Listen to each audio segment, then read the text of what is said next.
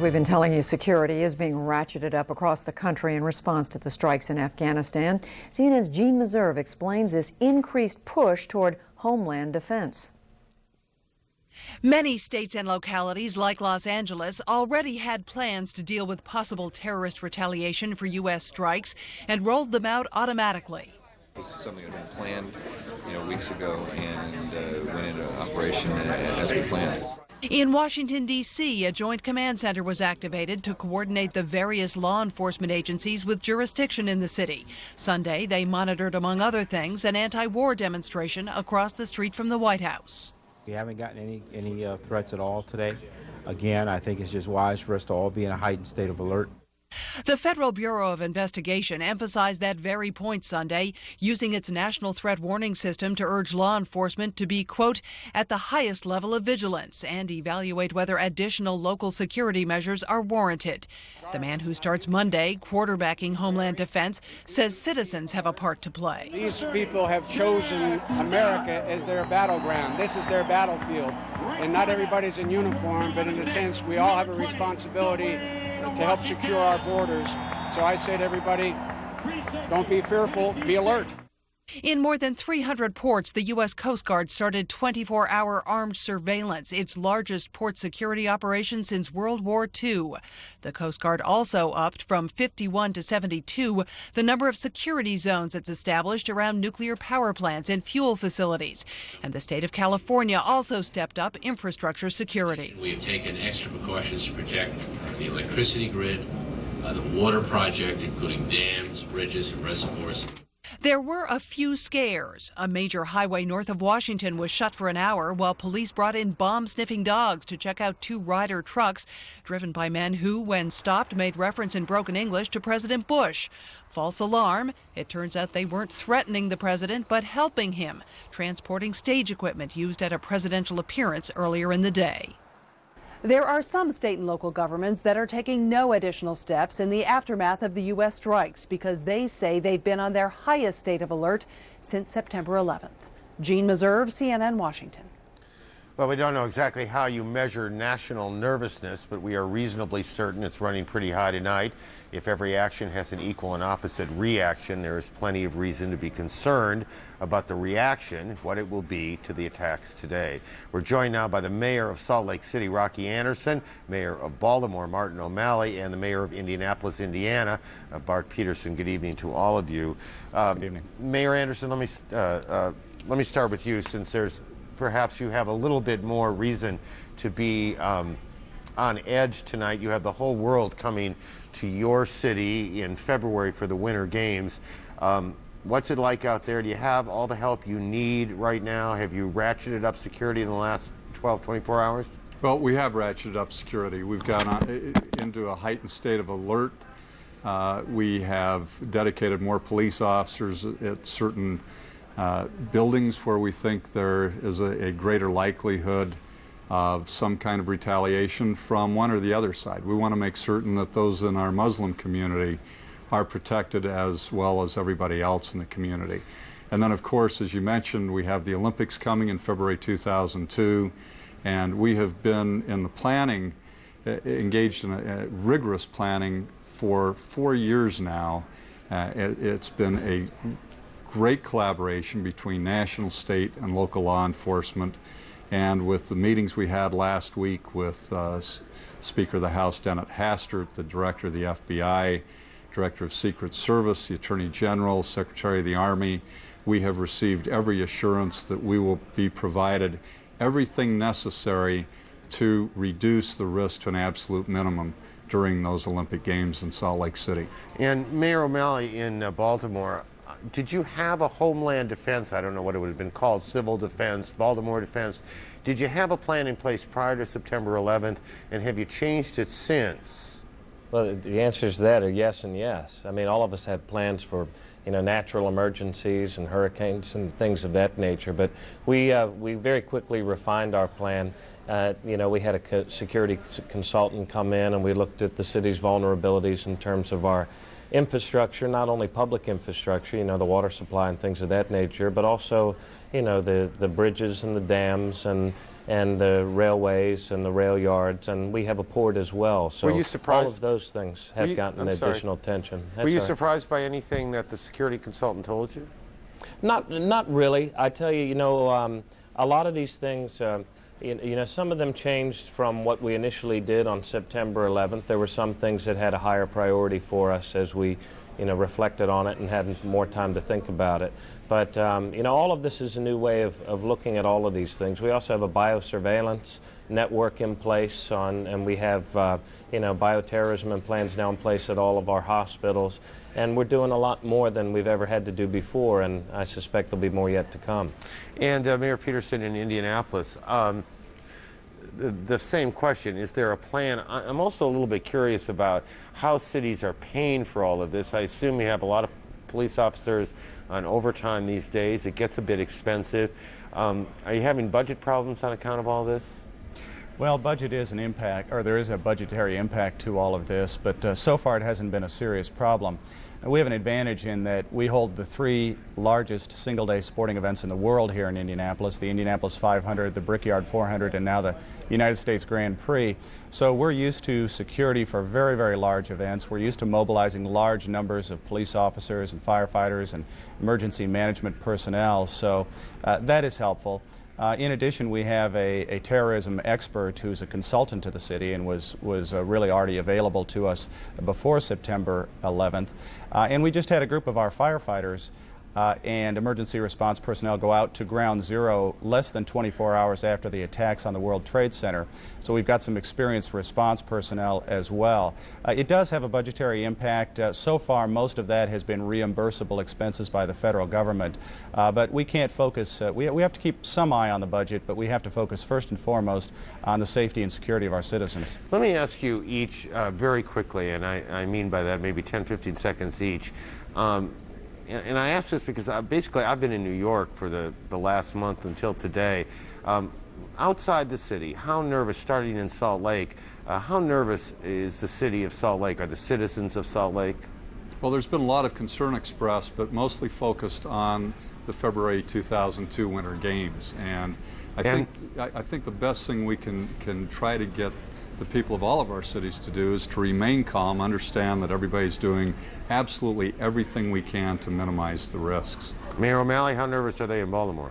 Well, I think there's an appropriate level of anxiety and apprehension, and the way we've been able to ease that is to be able to show our citizens that we actually are taking steps on the local level with our hospitals or with our security and the other sort of preparedness and intelligence things in order to prepare for this as best we possibly can. And in the placid in Midwest, Mayor, they a little nervous in Indianapolis these days? Sure they are, but it's the same as everywhere else, and people have a great deal of confidence in our president. They have a great deal of confidence in our local police, fire and emergency response personnel, and people are holding up very well. I'm very proud of them. Gentlemen, all, thank you for joining us. Good to talk to you. We'll talk again. Thank you. Thank you. The mayors of Salt Lake, Baltimore, and Indianapolis, Indiana tonight. Jeff Greenfield and some thoughts from him after a short break. We'll be right back.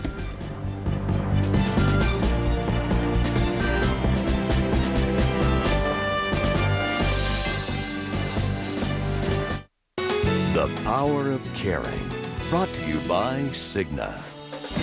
He's a leader, a hero, and a role model both on and off the field. Peyton Manning's Payback Foundation helps fund local sports programs, giving disadvantaged kids opportunities they never had. Last year's Payback Classic raised $50,000. It makes you realize what is really important to have a positive impact on these kids' lives. For more on the power of caring, log on to cnnsi.com/caring. At Cigna, we care about people who have babies. We care about companies that make steel and about companies that make bread.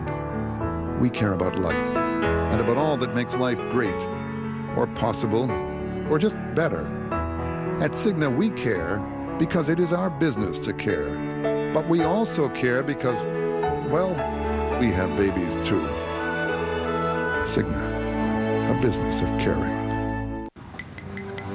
Bob, can you hear me in the back? Okay. Think big, and the possibilities are endless. We've had a pretty good year for a for a company our size. At Key, we'll bring together the right people with the right resources to help you achieve anything, even taking your business to the next level. We've had a pretty good year for a company our size. Key, achieve anything. I know something of attraction.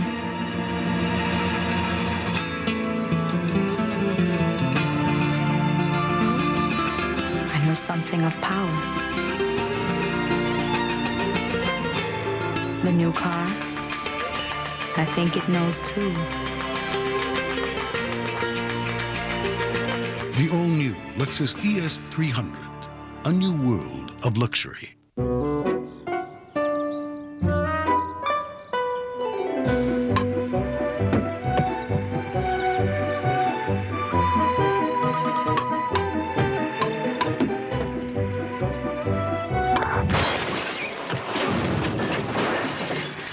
Thank you. Save now during Pella's replacement window and door sale. Visit the Pella showroom nearest you. Pella, viewed to be the best. Every dollar given to the September 11th Fund will help rebuild shattered lives. You can donate at any branch of Bank of America. For more information, please visit September11fund.com. Thank you for your support.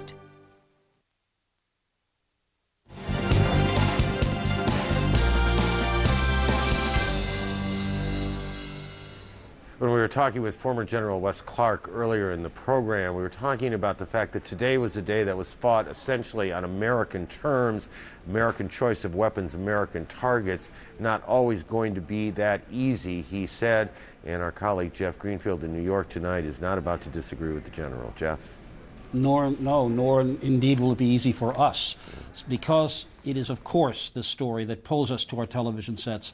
You put your countrymen into harm's way and you engage the country's hearts and minds. The Greeks knew it, Shakespeare knew it. We've known it in the United States from the days of Matthew Brady's Civil War photos to Edward R. Murrow reporting from the London rooftops in World War II, to the film and photos from Vietnam, to CNN and the Gulf War, to today's video phones and night scopes. And so the airwaves and papers have been and will be filled with numbers and images. How many targets hit? How many sorties flown? How many planes carrying how many weapons? How many U.S. planes were hit or lost? We'll hear accounts of flyers under fire and perhaps see graphic accounts caught on videotape. And in the sheer onslaught of words and images, it is going to be very hard to remember one key fact. The real story of what is happening and its greater meaning may well not be known for weeks or months or longer. First, initial reports in combat are often incomplete or simply wrong. The first stories out of Vietnam were filled with accounts of steady progress that were flat wrong, the product of wishful thinking, or worse. The first reports from the Gulf War of our high-tech weapons vastly exaggerated their performance, it turned out. But more fundamentally, the combat reports will not and cannot tell us what we have really accomplished. If we destroy terrorist base camps, does that really lessen the danger of terrorism, or have their operations simply moved elsewhere? If the Taliban were to fall, has the U.S. already persuaded Muslim nations elsewhere to argue that the Taliban were extremists who defiled true Islam? Or will the West's adversaries paint such a fall as another struggle between Muslim and non-Muslim, fueling more rage, even suicidal, murderous rage among other zealots? And one more question for us. Are we in the media prepared to explain why and how all of these dramatic and compelling images may in fact be only a very preliminary, sketchy first chapter in a story whose major players and themes we still may not even know? We use all this, the maps and the charts and the graphics and the voices, to try to make what happened today clearer. But all of these tools, impressive as they are, cannot convey the harder and more significant story that literally has only begun. Aaron? Jeff and Judy, jump in if you wish. It does seem to me that, at least looking at what we do for a living, we like stories that have clean beginnings, clean middles, and clean ends, and I'm not sure this one's going to have a very clean middle, and I have no clue what the end is like. We also like stories where we can, not just we, but I think it's human nature, we want to know who the bad guys are. And so Osama bin Laden is on everybody's mind. He's in all of the papers. He's in all of the video. And we really we cannot say at this moment whether or not if Osama bin Laden were to be, as the phrase goes, taken out or rounded up or disposed of, we want to be very careful not to portray that as, okay, game over, United States won, everybody relax. And Jeff, on the other hand, you can also argue that the media finally has some visuals to put with the story to help explain what it's all about, and particularly that compelling video today of Osama bin Laden. That Rumsfeld was hearing, and that's the message both President Bush and Defense Secretary Rumsfeld have repeated. Today is Sunday, Jim Lukashevsky, but people are still at work at the Pentagon? Right now, the chairman of the Joint Chiefs, General Myers, is in his office. Secretary Rumsfeld is on his way. It does not feel like business as usual. Jim Lukashevsky, thank you, and we'll be checking with you throughout the day. Let's go live to Afghanistan, 40 miles north of Kabul, the capital. Tom Aspel, one of the few Western journalists inside Afghanistan. Tom, you just heard Jim Lukashevsky's report from the Pentagon. You are on the lines there, the front lines, with the Northern Alliance, the group in opposition to the Taliban. Do they expect a military strike soon? Tim, we've just heard, in fact, a few minutes ago from the Northern Alliance Foreign Minister, Dr. Abdullah. He confirmed that troops in this region, that's 40 miles, as you mentioned, just north of Kabul, and in the two adjacent regions, have just been placed on a high alert. Dr. Abdullah said he expects airstrikes, quote, within the next few days.